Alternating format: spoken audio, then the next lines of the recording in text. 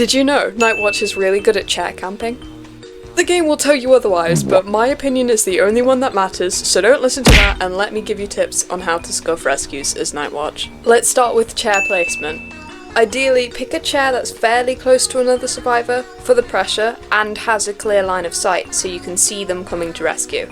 This is also important because you'll be using either Windwalk, Charge or Tempest Cyclone, so you want no obstacles to obstruct its path. Also bring full Berserker on your build. Nightwatch can only inflict damage through basic attacks and relies on fast and aggressive gameplay.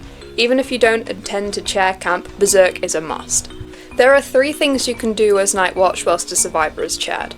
But do not hang around next to the chair like other hunters would do. There is no point and you're just buying them time to decode. Here are your 3 options.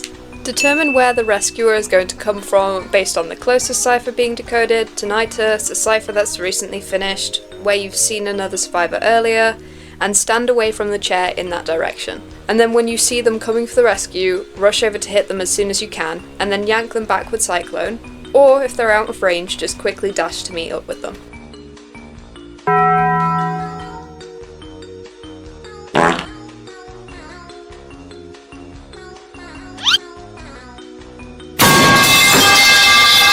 Yes, I'm reusing this clip, it was a good clip! This one is good if you're almost at the next chair stage, especially in the last stage.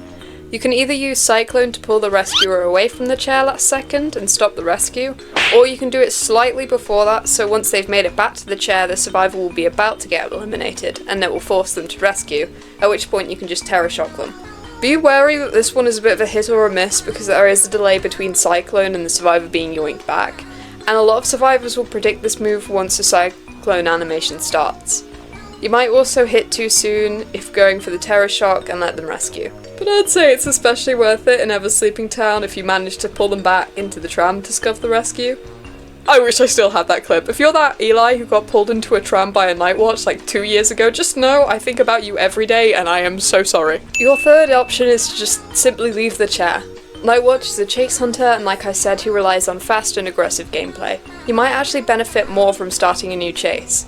Target whoever is closest to the chair, then hurry back because someone will probably be rescuing by then. This puts pressure on the survivors and slows the decoding progress, and will make the match very quick. However, I would only recommend doing this if you are confident that you can get them down fast, because if they turn out to kite you really well, you've kind of just thrown your match. Otherwise, make sure you know when to quit, so if it turns out that they're kiting you for a while, and you think someone's probably about to rescue by now, go back to the chair.